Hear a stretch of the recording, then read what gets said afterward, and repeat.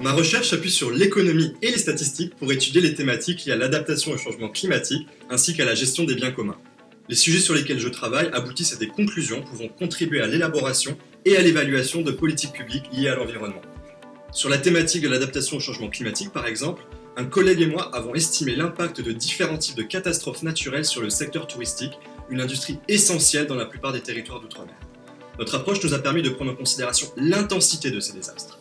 Nous estimons par exemple qu'une tempête tuant entre 0,16 et 0,5 personnes pour 100 000 habitants diminue les recettes touristiques du pays affecté de 2,4 milliards d'euros en moyenne par rapport à une tempête tuant moins de 0,003 personnes pour 100 000 habitants.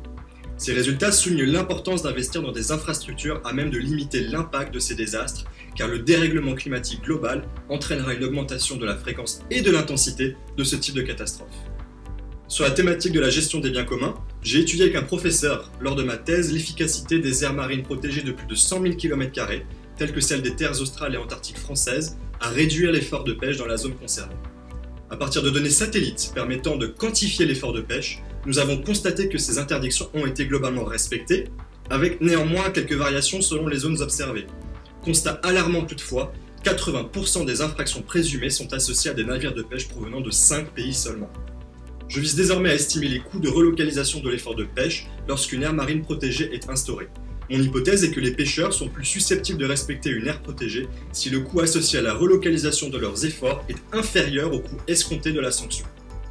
Certains de mes projets de recherche se situent quant à eux à l'intersection entre adaptation au changement climatique et la gestion des biens communs.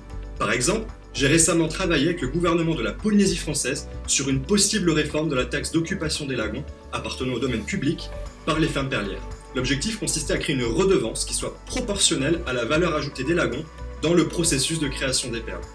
Grâce à la direction des ressources marines, j'ai pu accéder à des données permettant d'estimer la fonction de production d'une ferme perlière type et plus particulièrement le rôle joué par les surfaces lagonaires dédiées à la production des perles. J'étoffe désormais cette base de données avec des variables environnementales telles que la température moyenne de la mer au niveau des différents sites d'exploitation. Mon but est de déterminer le lien statistique entre ces facteurs environnementaux et les rendements des fermes perlières.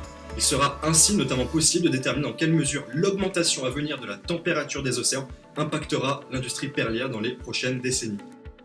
Vous l'aurez sans doute remarqué, tous ces projets reposent sur des données recueillies dans le cadre d'autres disciplines, telles que la climatologie ou la biologie marine.